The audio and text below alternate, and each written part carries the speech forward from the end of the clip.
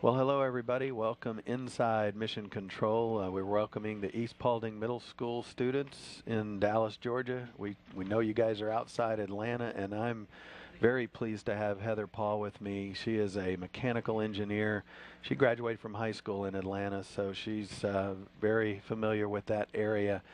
She currently is a crew and thermal systems division engineer here at the Johnson Space Center, and you're inside Mission Control, where the flight control team oversees all the operations of the International Space Station. We are very pleased to have you guys with us today, me and Heather, and she's going to handle all the hard questions that you guys may have for us. And Michael and I guess April Leachman, you're the teacher for these students, so we're ready for y'all's questions. Hello, my name is Clark Poss, and my question is, if we ever live on the moon, how would we transport oxygen? Clark, that is a very, very important question to think about because the moon doesn't have an atmosphere, so we would have to provide our own oxygen for the astronauts to live. And we may bring some of the oxygen with us, but most likely, if we're looking at living on the moon for a longer period of time than we did in the Apollo days, we're going to have to figure out a way to generate that oxygen. So that is something that our engineers are working on right now, in fact, and not only generating the oxygen, but recycling the oxygen that we use. You know, we breathe in oxygen, we breathe out carbon dioxide. So how could you recycle the oxygen out of your exhale and make sure that you pull the oxygen molecules in and maybe even generate oxygen from the carbon dioxide molecules? Great question. Great question.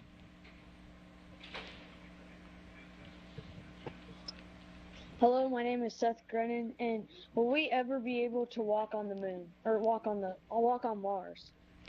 Seth, you know, that's a question I often ask, and we are working on our spacesuits and our vehicles and our robots and rovers to get us there and to work on the surface of Mars. As far as when that will happen, you know, it's a challenge to get there. It's a lot further away than the moon. The moon only took us about 2 to 3 days to get there, to get to do our work. Mars is a lot further away, so it could take us anywhere from 3 to 6 months to get there. So you got to let our engineers work hard on that new vehicle we're developing and our new suits and rovers and robots, and then hopefully maybe your classmates will get to either work with us here to be in Mission Control Center or even fly and be a part of that crew. Thank you. Hello, my name is Riley Rawson, and my question is, aren't you ever worried that from the rockets, the fuel, that it will pollute outer space?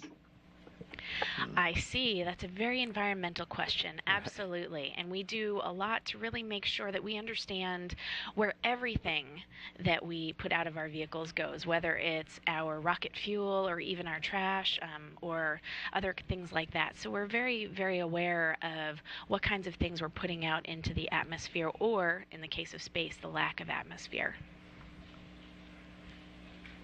Thank you. My name is Brennan Kuda, and my question is, can you tell the weather from space of what the weather would be like here on Earth?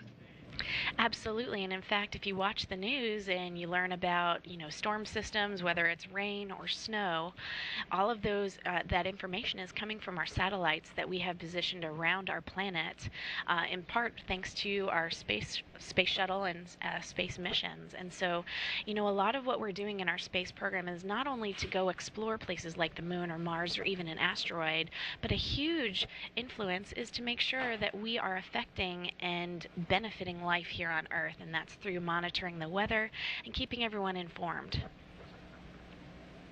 Thank you. Great question. Hello, my name is Devin Spain, and I want to know, how do you assure that the astronauts have enough oxygen to survive in space? Yeah, great question. Excellent. You know, I'm loving these life support questions because that's a lot of what I've focused my engineering career on, is making sure the astronauts have not only enough oxygen, but good, clean, breathing oxygen to keep our astronauts alive so they can do all of their work in science on board the space station. So we bring up oxygen with us when we fly, but then we also can generate oxygen and we recycle that oxygen as well. Our spacesuits have oxygen tanks, so it's kind of like your own portable breathing apparatus inside of the life support system, and then we have adequate oxygen on board the space station as well. Thank you.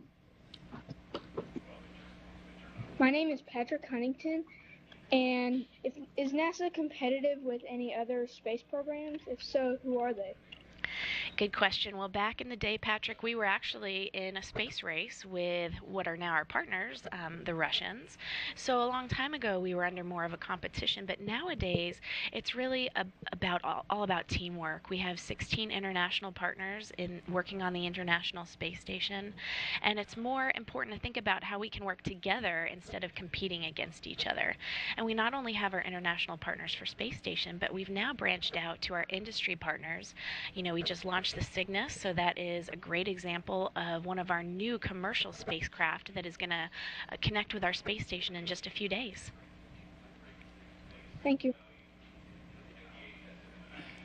My name is Neil Jackson, and I want to know what rocket fuel is made of.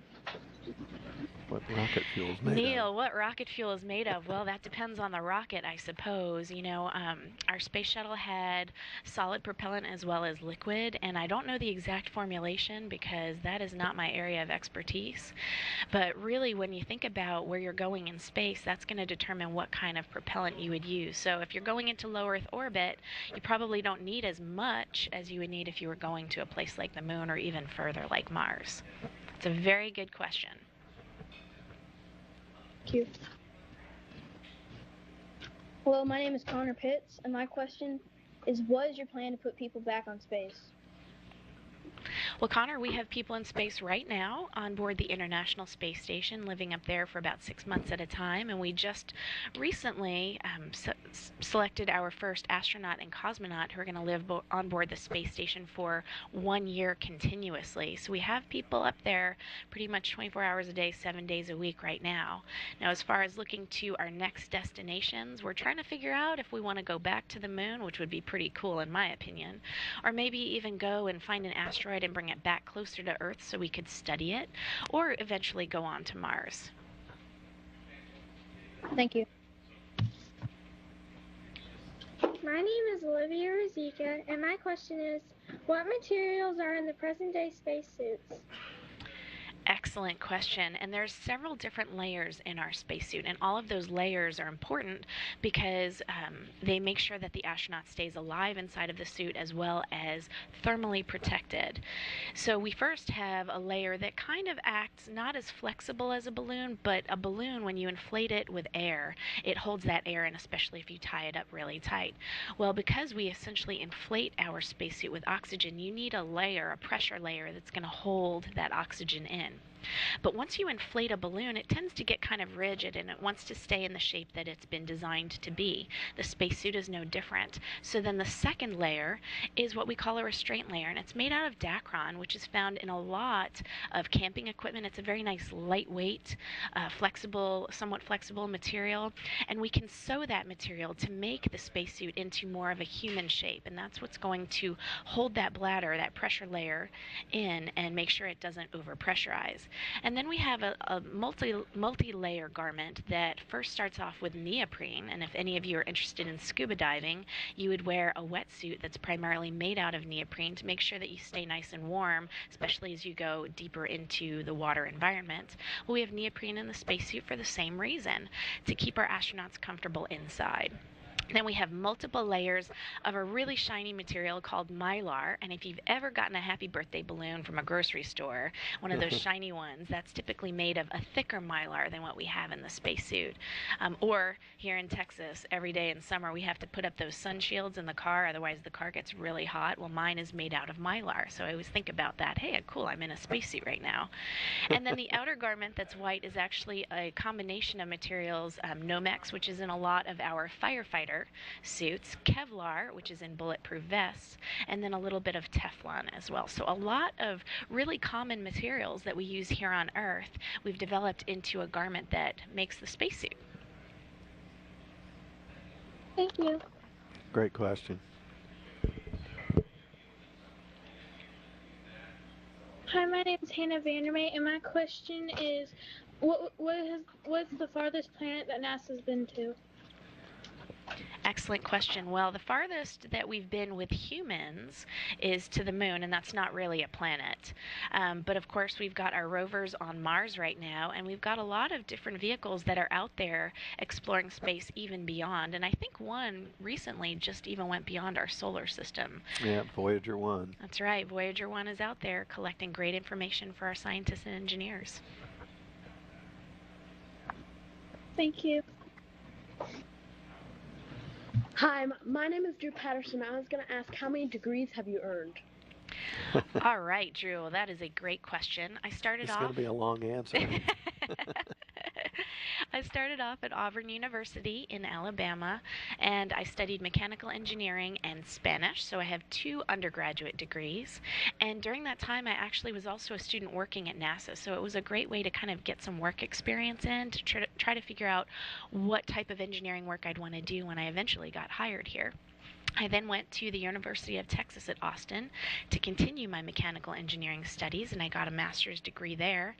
Then I joined the NASA workforce, and a few years afterwards, I realized that I just was not done with my education, and I went to the University of Houston Clear Lake and got a master's degree in fitness and human performance to really get a better understanding of how the human body works when we're under exercise. And I've spent a long time working with our spacesuit team, and we talk about working in the spacesuit is really about 6 to 8 hours of exercise. So thinking about how to prepare enough oxygen for them to breathe, you have to understand how that exercise affects your heart rate, your lung capacity.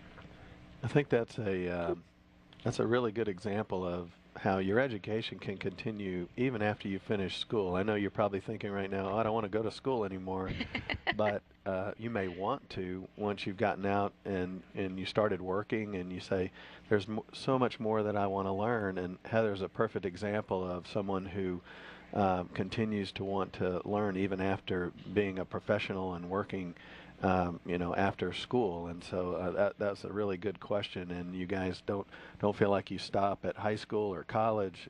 You can keep learning even after you're working.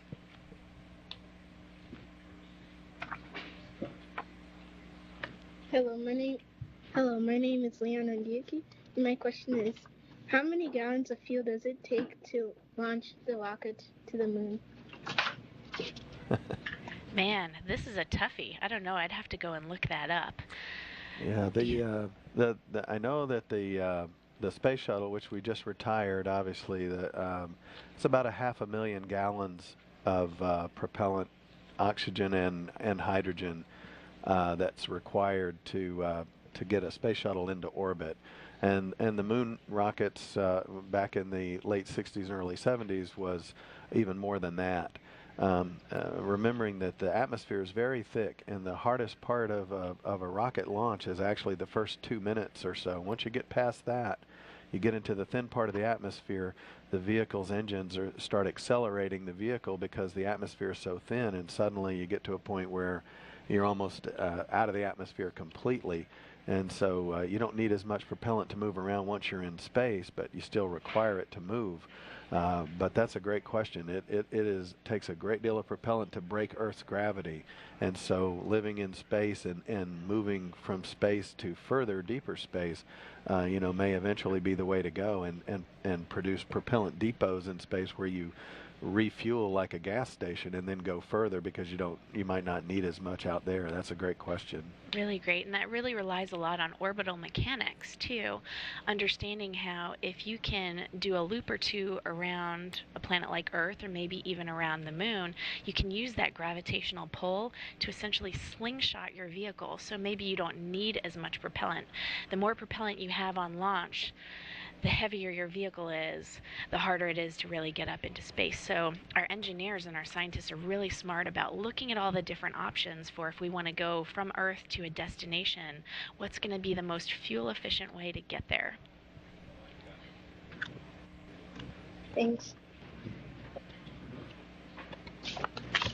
Hi, my name is Kennedy, and I was wondering, how long did you stay in college to have this job?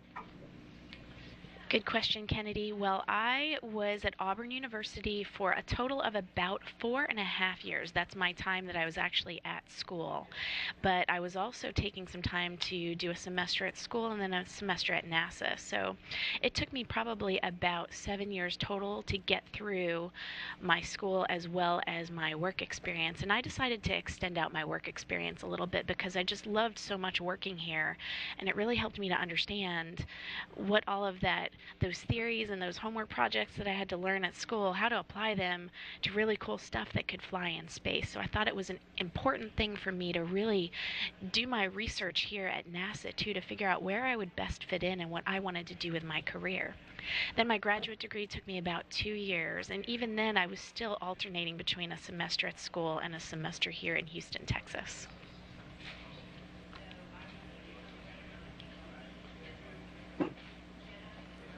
Hi, my name is Danny. What is your favorite part of your job? Oh, Danny, wow. I wish I could answer several things. I think one of the favorite things that I think about when I get to work here is working with this great team of people. It's really all about teamwork here. When you look at the Mission Control Center, I mean, there's several people here that are all working together as a team to make sure our astronauts are living successfully and working on board the space station. And even behind the scenes, we have rooms full of people that are supporting each person here in Mission Control, and then engineers and scientists all across Johnson Space Center, all across the United States at our different NASA centers. And just the amount of teamwork and effort and communication, it's just amazing to be a part of. And then the other thing I like to think about with my engineering career is I really see myself as a problem solver. So if you like solving puzzles, whether it's Sudoku, a crossword, or putting a jigsaw puzzle together, that's really the heart and the essence of engineering, is being willing to look at a problem and see it as a creative challenge, and how can you overcome that and fix that problem. So I like to say we're problem solvers.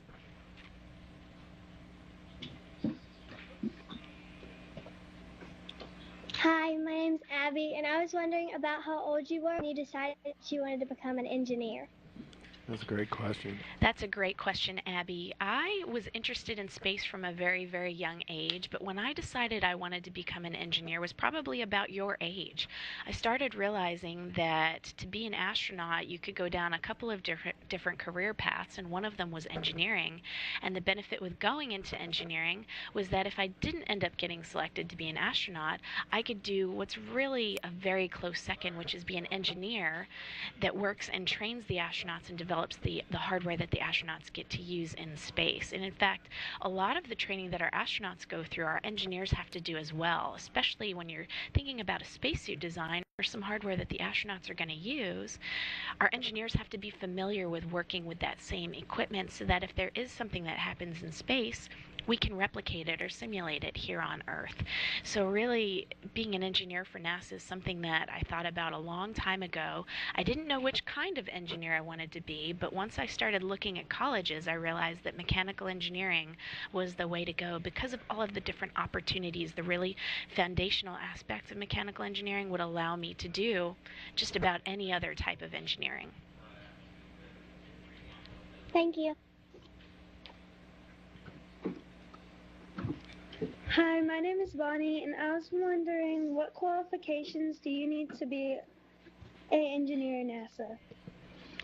Excellent question. Well, you first of all have to go to college and study some kind of a technical degree, typically engineering, and get your Bachelor of Science degree in engineering. And that can be mechanical, chemical, electrical, computer, industrial. I work with so many different types of engineers, and really realizing that you may not even need to do that kind of engineering ultimately, because really we have to be able to kind of merge into other aspects of engineering. So a minimum, I would say, is a Bachelor of Science degree. Now, some of our engineers like me choose to go on and get a master's, but it's not required. We also like to make sure that you have some work experience. So if you're interested in engineering, start looking at opportunities for internships, whether it's here at NASA, which of course I highly recommend, or with one of our contract partners, or one of our commercial partners. There's a lot of opportunities out there to get that work experience. Thank you. Hello, my name is Angelica Santiago. My question is, how does a person sleep in space? A very important aspect of living in space. You got to make sure that you get enough rest. We have crew quarters where the astronauts basically can kind of close themselves up in their own little personal space. And really what they sleep in is something that looks a lot like a sleeping bag. They climb into it, their legs go in, and one of the more interesting things that the astronauts have shared with me about sleeping in space is that they miss that sensation of resting their head on a pillow. So we had to design a head strap that would go across the astronaut's head to tilt their head back and then rest on the back of their sleeping bag, essentially, to give them that feeling of sleeping. And a lot of times our astronauts can choose or not choose to restrain their arms. So sometimes if you see astronauts sleeping in space, their arms have risen up and they look a little bit like a mummy just in time for Halloween.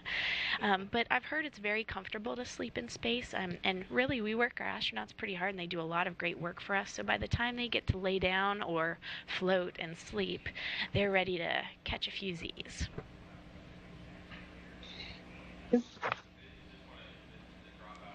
Hi, my name is Sophia Margwin, and I'm wondering, why did you decide to be part of NASA? Excellent, excellent question. Well, back when I was about your age and I started looking at the different career options that were out there, I was so interested. I was already tied into what NASA was doing through various things with school, and I really just decided that to be an astronaut or even an engineer working in the space program, NASA was the place to be. Nowadays, there's even more opportunities. Of course, NASA is really at the forefront of working with our International Space Station and looking at future technologies, but there are a lot of contractor partners that we work with that offer a similar experience, and we have all of our international partners, so really the opportunities are even greater for you guys that are interested in working for the space program. Hi, my name's Emily Rogers, and I was wondering if you were working on any new spacesuits.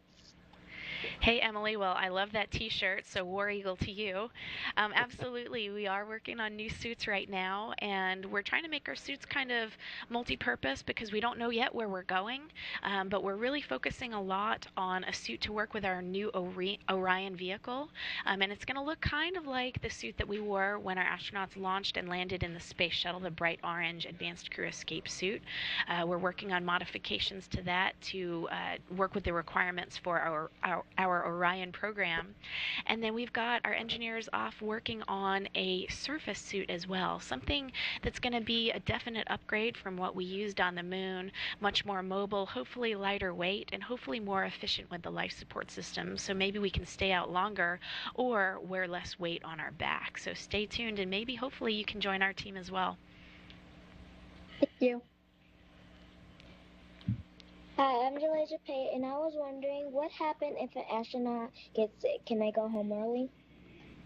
Great question. A very important thing to think about. Now, our astronauts are trained in a little bit of medicine so they can kind of help each other, and we have some certain medications up there if they get a little under the weather. If it became really serious, we'd have to evaluate how to get them back home. But really, our astronauts are very, very well trained to take care of themselves in space. We also have a flight doctor that is here in mission control that monitors the crew health and makes sure that they're feeling well enough to stay up there and do the job. And if it's really an emergency, they do have their spacecraft that's always at the space station, so they can come home in an emergency fairly quickly. Mm-hmm. Great question. Thank you. Hi, my name is Madison Essen, and I was wondering, what have you learned from the Voyager 1 now that it's out of our solar system? That's an excellent question. You know, I think we're excited to see what we learn from Voyager 1. I think it just left not too long ago. So we have a little bit of time to figure out what we're going to see next. So hopefully stay tuned to the nasa.gov website and we'll keep you guys informed. And the other great program that we're working on right now is the James Webb Space Telescope that is going to be a huge improvement. We've got the fantastic Hubble Space Telescope up right now, but James Webb is going to let us see even further out there to see what's going on. So there's a lot of really exciting things going on in the space program right now. I'm so excited you guys prepared these amazing questions, and I really do hope that you stay tuned in, and I hope that you can come and join our team. Yeah, we really do appreciate you guys coming into Mission Control and joining Heather and myself. We've had a great time, and as she said, those were great questions. And as she also alluded to, you kind of can see, there are a ton of different jobs out there in the aerospace business and NASA and all the contractors. So we certainly would love to have you guys come and join us when you guys get out of college, and we're looking forward to it. And thanks again for coming and joining us here in Mission Control. Thank you.